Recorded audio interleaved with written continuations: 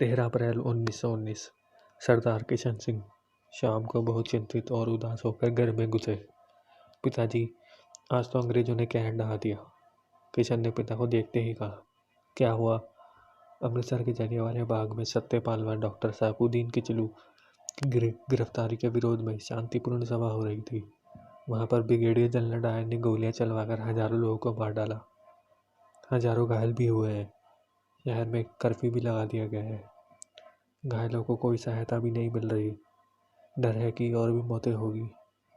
किशन ने एक ही साथ में बड़ी घटना को पिता को बताया। यह तो बहुत ही बुरा हुआ बेटे। हमारे भी कई रिश्तेदार अमृतसर में रहते हैं।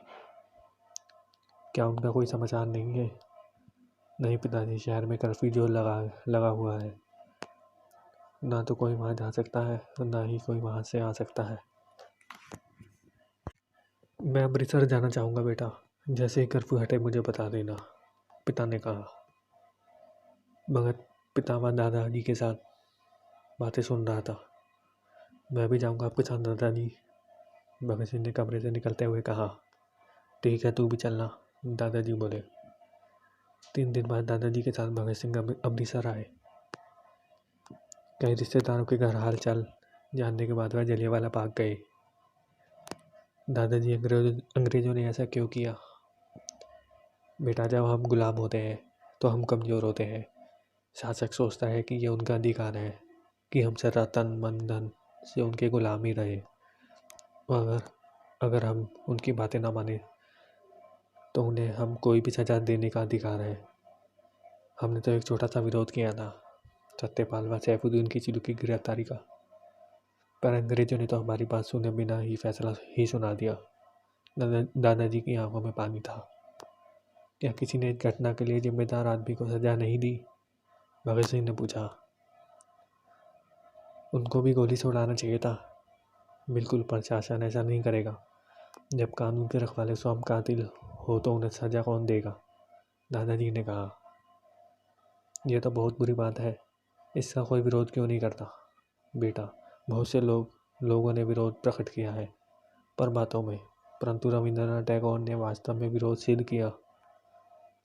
इन्होंने वायसराय लॉर्ड चैम्सफोर्ड को पत्र लिखकर कहा, अंग्रेजी सरकार ने एक छोटे से विरोध के बदले जो कदम उठाए हैं वो हमारे मन में हमारे देशवासियों की विवशता को दर्शाते हैं। कम से कम ऐसे वक्त पर मैं अपने देशवासियों की तरफ से एक आवाज़ उठाता हूँ और ब्रिटिश सरकार द्वारा प्रदान किए हुए सारे सम्मान वापस करता हूँ। बहुत अच्छा किया उन्होंने दादाजी। अगर मैं उनकी जगह होता तो मैं भी ऐसा ही करता। चमकीली आंखें गहरी हो गई। आप मुझे बताएं कि अंग्रेज़ों का ऐसा काम करने से रोके कैसे?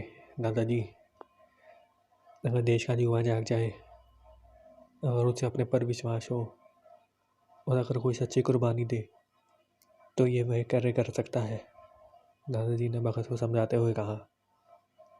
दादाजी, मैं ऐसा कर सकता हूँ? हाँ बेटा, तुम ऐसा कर सकते हो, पर यह अकेले संभव नहीं होगा। इसके लिए संगठित होकर काम करना होगा। फिर क्या किसी ने अभी तक कोई संगठन नहीं बनाया? तेज आंखों में आक्रोश था। नहीं बेटा, बहुत से लोगों ने कोशिश की है। ये विरोध भी गांधी जी के बताए सत्याग्रह के रास्ते पर हुआ था और कांग्रेस एक बड़ा संगठन है। मैं भी अंग्रेजों का विरोध करूंगा और देश को आज़ाद करवाऊंगा। जलियांवाला बाग की थोड़ी सी रक्त रंजित मिट्टी को मुट्ठी में लेकर भगत सिंह ने मन ही मन प्रण किया। उसी मिट्टी को वह एक शीशी में भरकर अपने साथ ले आया।